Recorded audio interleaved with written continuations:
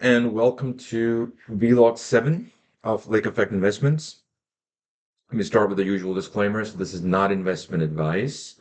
This is simply discussion and discourse over the stock market, the specific equities that we look at over here, and related economics.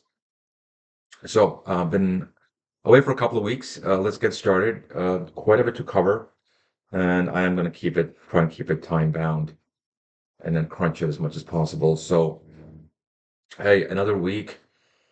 Another near record. Nasdaq, I think, almost came close to breaking its record from July 10th, but didn't quite make it. But the S&P did. So I think the S&P had almost a couple of records, um, almost daily records over the last couple of weeks or so, last week or so. So this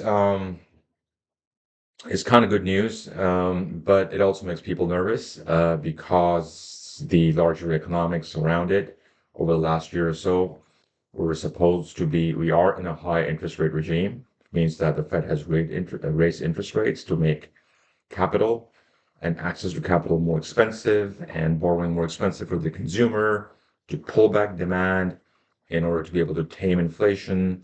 And we were supposed to be in a situation where we have higher unemployment and thus lower demand and lower inflation, and possibly close to a recession or maybe in a recession as well, because we've had a high economic cycle for a long time, and experts have been voicing that we're overdue.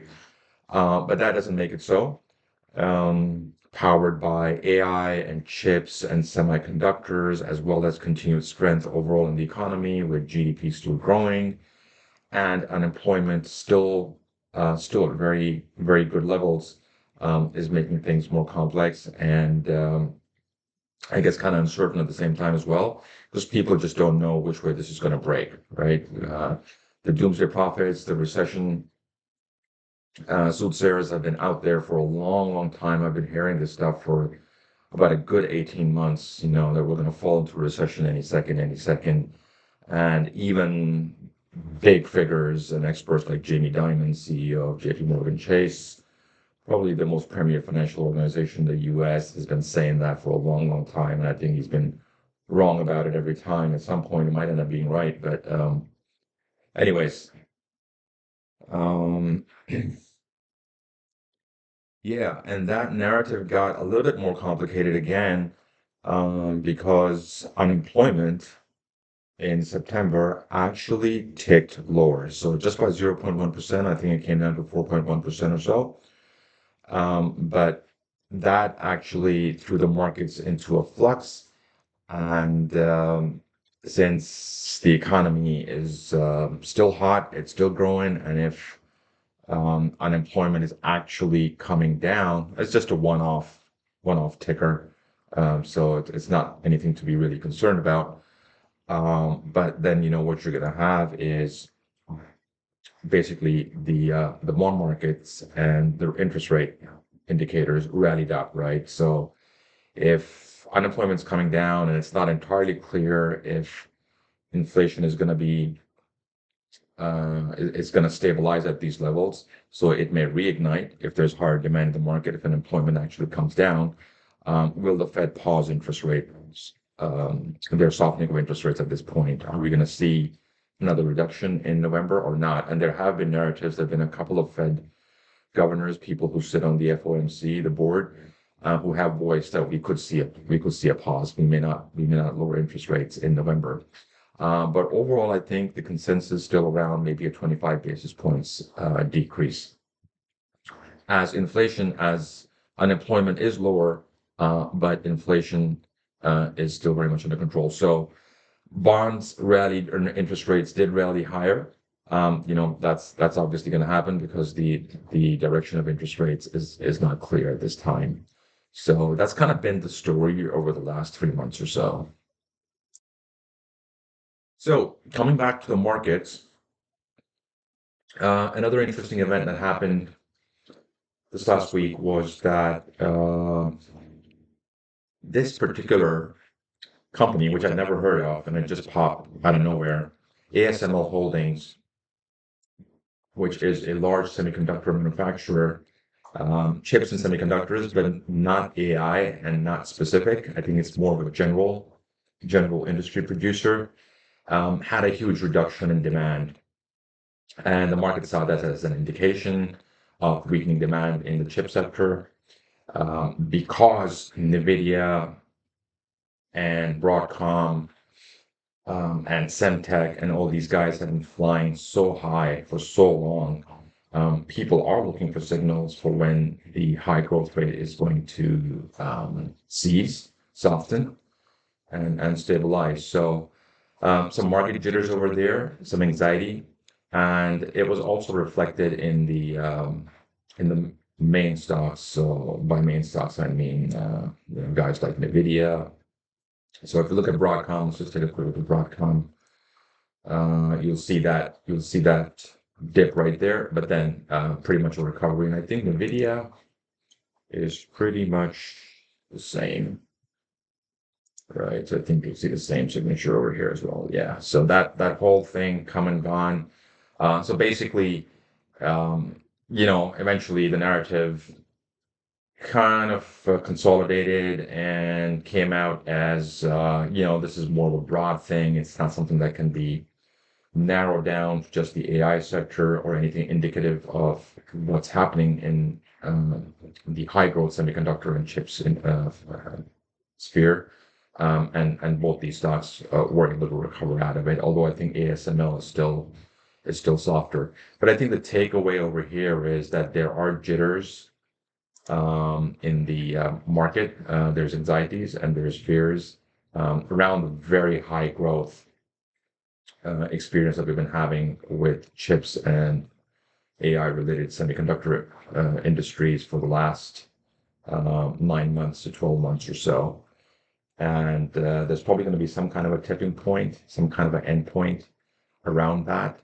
And also one other narrative that I was looking at, I think it's this guy over here. Yeah, this is talking about the EV industry and how this should be a shift in investor focus as stocks consolidate or as semiconductor dominance basically ends or consolidates, and investors can shift the focus to other industries and look for growth in those industries. Although I don't think that that is happening at this point at all. There's a lot going on in the EV industry, which I'm going to cover. I think like 1Q25, 2Q25, we may continue to see a very elevated level of AI spend and AI infrastructure build-outs that we're kind of experiencing now. Let me also quickly say a thing or two about geopolitics.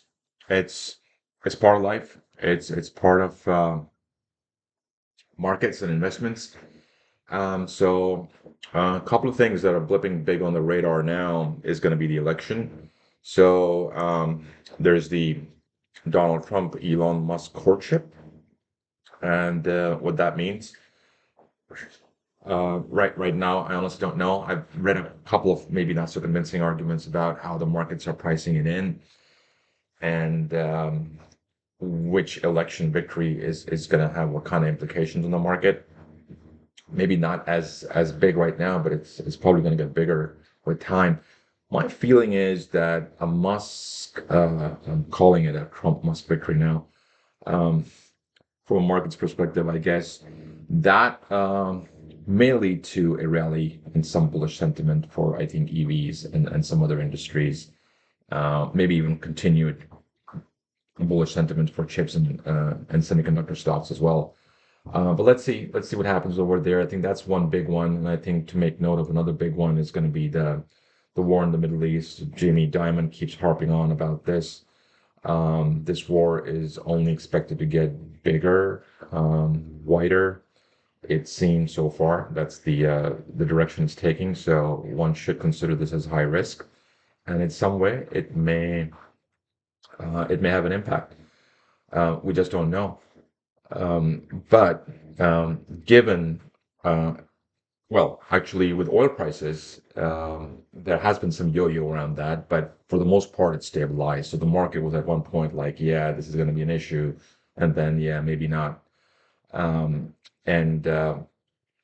with oil prices kind of okay, nothing too concerning over there. It does feed into the narrative that a lot of the world's fuel is concentrated into an area that is politically very unstable, and it's pretty much in a state of war. And that does feed into the narrative that alternate fuel sources, such as EVs, maybe hydrogen, maybe something else, solar, is definitely something that is worth putting more and more investment into the future, and requires some government support as well. I don't have a good narrative on what the U.S. subsidy situation is, or how U.S. is supporting some of these alternative fuel initiatives. Probably not at the level that China is doing, because you get a lot of narratives around the subsidies that these Chinese cars have, and maybe the US doesn't have enough. So maybe, hopefully, a resurgence of that will definitely be helpful for us as well, and for the EV industry into the future.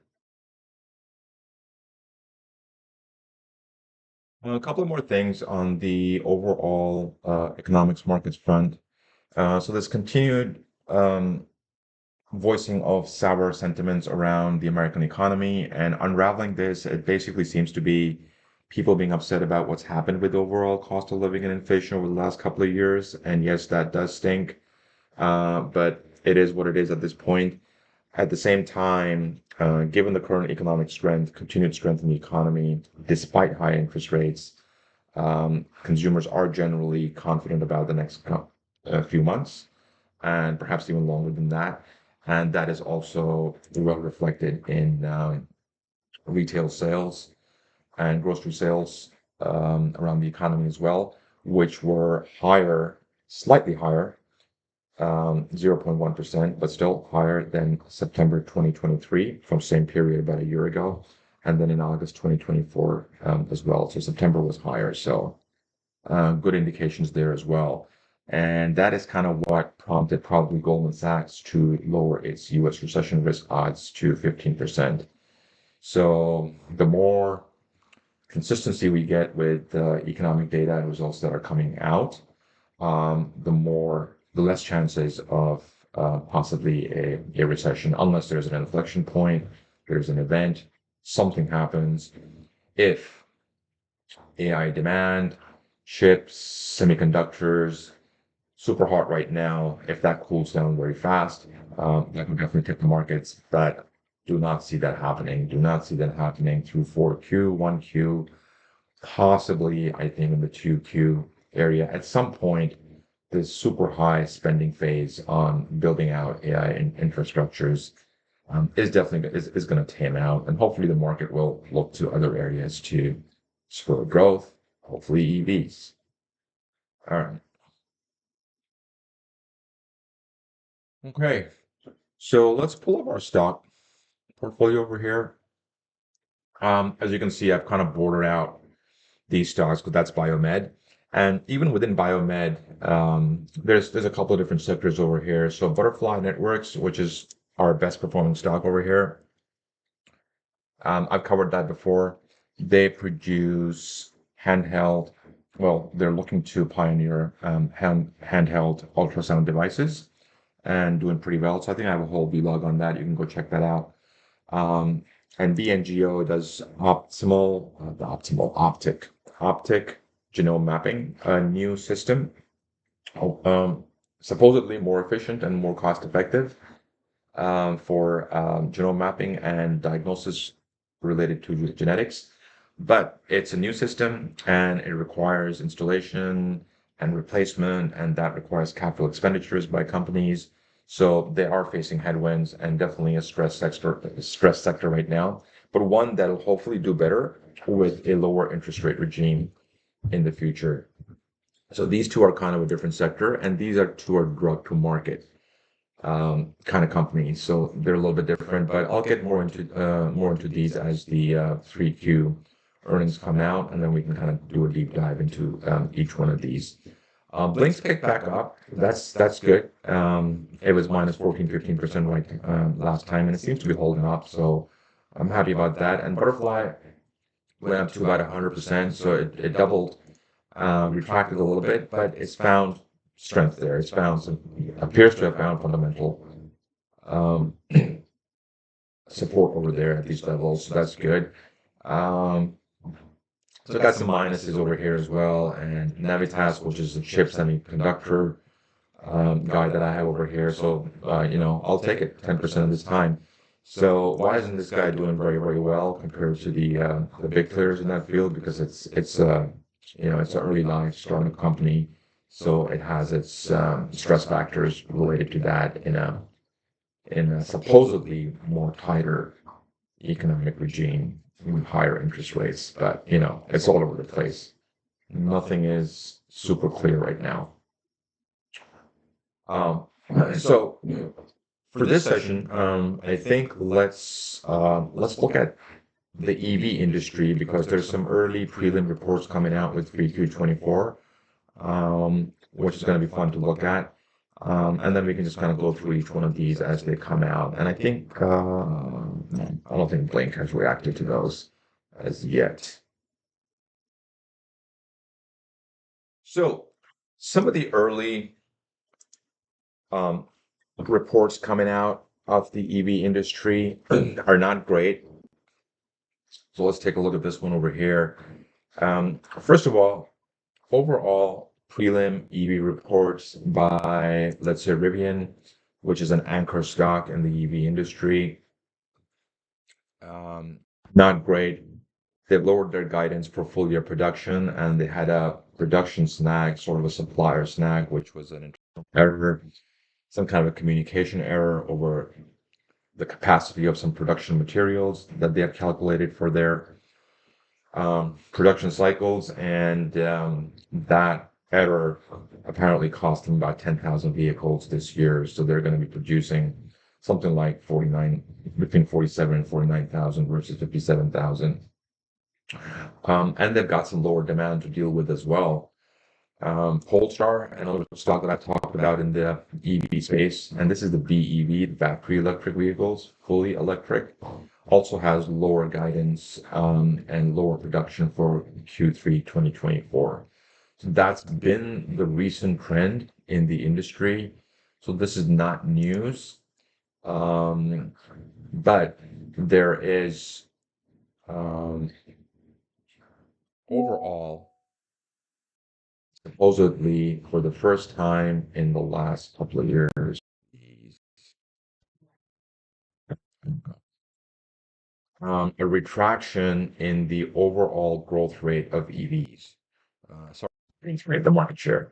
So basically, the market share has been growing substantially, right, exponentially over the last couple of years, and that's what's given Tesla its amazing valuation and made Elon Musk the richest man in the world. But you've had maybe a minor downtick over here, but overall still ticking up. But probably the most significant downtick in market share. Given that this data is good, it's probably good and it's probably okay. And it generally kind of agrees with other narratives in the market right now and other reports. And so it ticked back up, but it's still lower versus where it was in Q4 2023.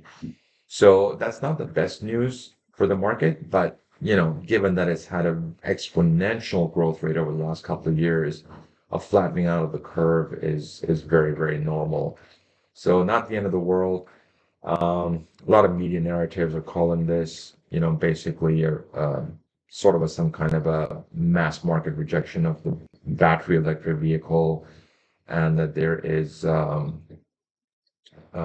of a rehashing of what the best proposition is, and maybe people are going back to hybrids. So hybrid vehicles, plug-in hybrid electric vehicles, did see the biggest rise in market share, and they're a combination of the ICE, the internal combustion engine, and battery power, which I think generally gives you around 50 miles per gallon or so. But the pure electric vehicles, the BEVs, did take a hit, but it's early. It's like I said, it's one slight downtick, and I think it's happened all this has happened despite very high anxieties and concerns around the range of the vehicles and the battery charge times and everything. So I think once those issues get resolved, we see some more evolution, we see some more improvement in technology. The future should be good. But it is going to have definitely, it's going to add more stress to the sector in the short term. And the other kind of big bang in the market was not in the market so much, but kind of overall in the EV space was Tesla's and Elon Musk's robo taxi and Optimus robot. Sort of a launch, but maybe just kind of a hype build up, branding kind of an event. A lot of people, experts, or media personalities that covered the event said that it was shy on details and there was a lot of fluff and platitude, but they didn't see too many strong fundamentals in terms of what the immediate traction on any of this stuff is going to be. But I think overall it's cool. I kind of like it. I think Mr. Musk is kind of looking at how to build out the company, what the future of the company is going to be. I don't think he wants it to be just an automaker, but something kind of more woven into AI the AI future that we're kind of staring down right now. And he kind of wants to do this taxi, which is going to be a fully autonomous car, and the Optimus robot as well, which could have household applications and even commercial applications too. So yeah, it's shy on detail, but I think it's kind of laying out the vision where some of this high growth stuff can happen in the future. And I think overall, it's an exciting thing and something that I think Tesla management and Mr. Musk understand that to be able to support $1 trillion valuation, which is not where the company is now, it's around 700 billion, but even that is enormous. To support that kind of valuation, you are going to have to develop it into kind of a more serious AI future concepts player. And if you look at the price earnings multiple on Tesla, 2023, it's huge. 2024 estimates like at 126.11. So this is the price of the stock divided by the earnings, basically saying that the stock is worth about 126 times its earnings, basically saying that in the future the earnings are going to get exponentially higher and that this will normalize. And just to give you a quick sample of a comparison, let's say to a legacy automaker like General Motors, you're going to see something on the other end of the spectrum. So 6.4, right? The multiple is just 6.4 over here.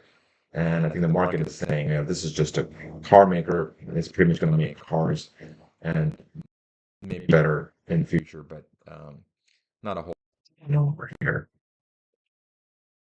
in terms of future exponential growth. So yeah, I do think that the robotaxi event does bode well for the EV industry overall. And with that, what I wanted to do was to kind of take a look at the EV stocks that we have been following on this on these vlogs. So let's go to the EVs and let's pull up Rivian and Polestar. Take a look. So given those revised production targets and stuff, a lot of um, a lot of some negative narratives around these stocks. Of course, that's going to be the case, but also plenty of narratives if this is the right time to buy, if this dip and if this stress levels are actually an opportunity.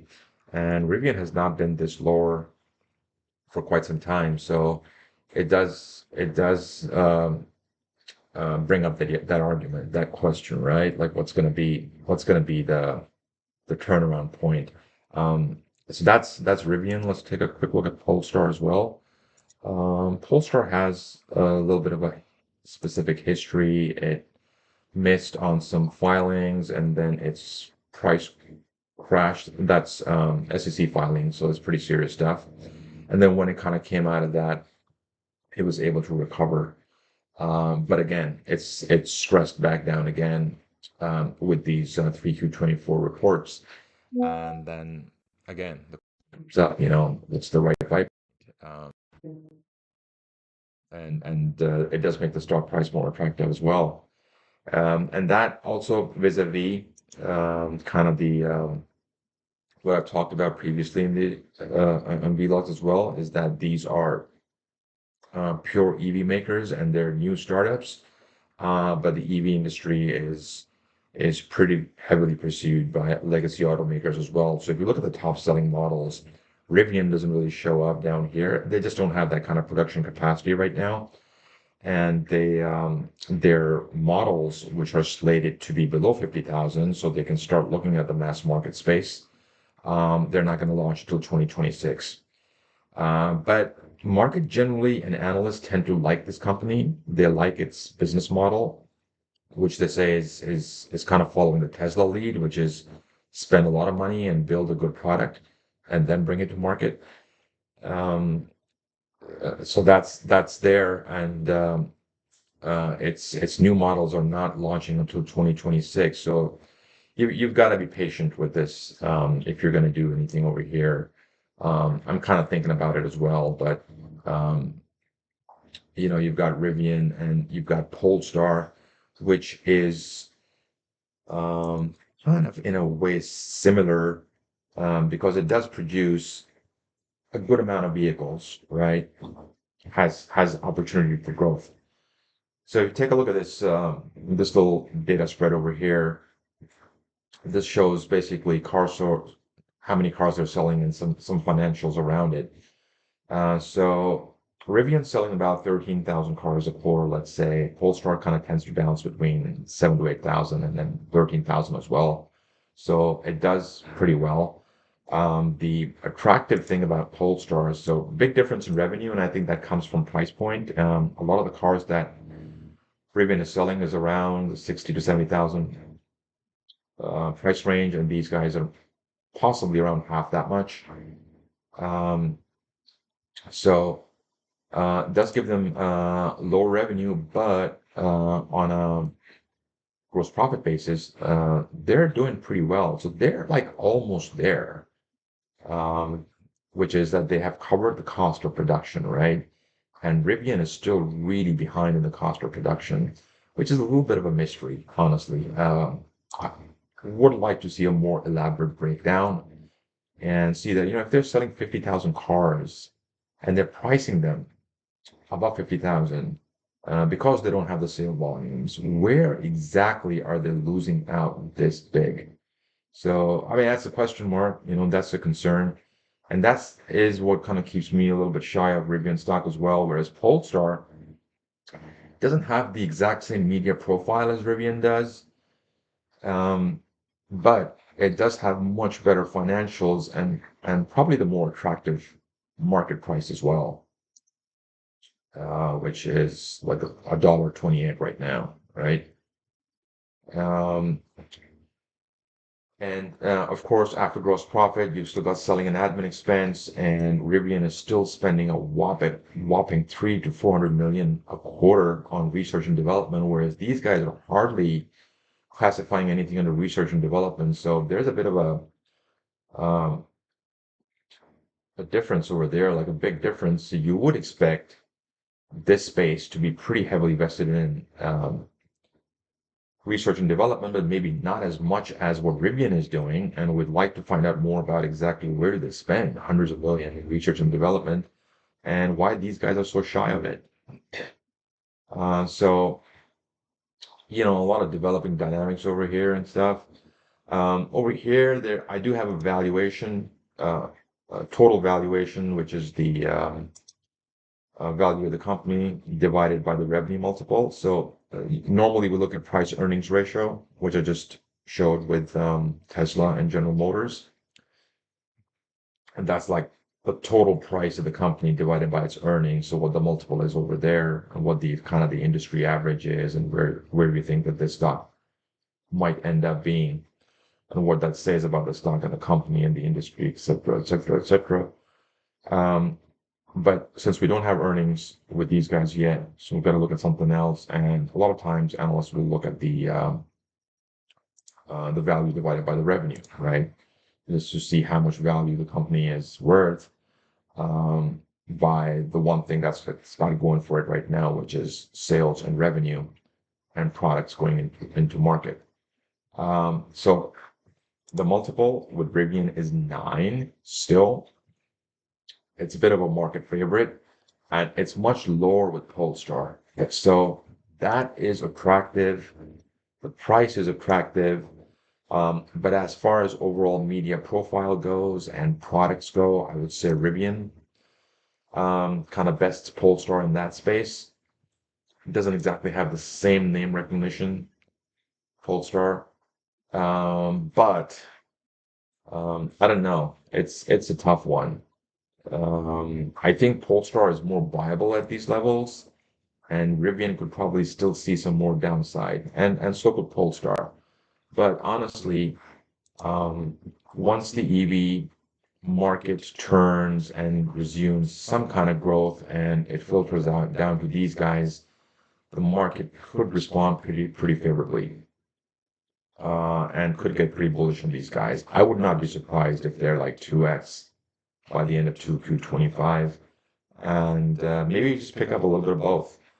Um, Personally, I think this is more viable at this point and possibly could wait for Rivian, but I don't know. Let's see. I'll mull on that. So for next time, I suppose I'll do vlogs as the 3Q24 results come in, and I think for most of these stocks in our portfolio over here, it's gonna be early November timeframe. I don't think there's anything coming out in October, but November is just around the corner. The election is just around the corner. And then as the results come out, we can do a deep dive into each one of these stocks and see what we think is going to happen. There's definitely bound to be some losers in here. Hopefully, the sooner I can ID them, the better. Uh, but overall, still pretty happy with the picks. Alrighty, I think I've gone much over, unfortunately. Well, see you guys next time. A couple of more things on the overall economics markets front. So there's continued voicing of sour sentiments around the American economy and unraveling this. It basically seems to be people being upset about what's happened with overall cost of living and inflation over the last couple of years. And yes, that does stink, but it is what it is at this point. At the same time, given the current economic strength, continued strength in the economy, despite high interest rates, consumers are generally confident about the next few months and perhaps even longer than that. And that is also well reflected in retail sales and grocery sales around the economy as well, which were higher, slightly higher 0.1%, but still higher than September 2023 from same period about a year ago, and then in August 2024 as well. So September was higher, so good indications there as well. And that is kind of what prompted probably Goldman Sachs to lower its US recession risk odds to 15%. So the more consistency we get with economic data and results that are coming out, the less chances of possibly a recession, unless there's an inflection point, there's an event, something happens. If AI demand, chips, semiconductors, super hot right now. If that cools down very fast, that would definitely tip the markets, but do not see that happening. Do not see that happening through 4Q, 1Q, possibly, I think, in the 2Q area. At some point, this super high spending phase on building out AI infrastructures is definitely is going to tame out, and hopefully the market will look to other areas to spur growth, hopefully EVs. All right.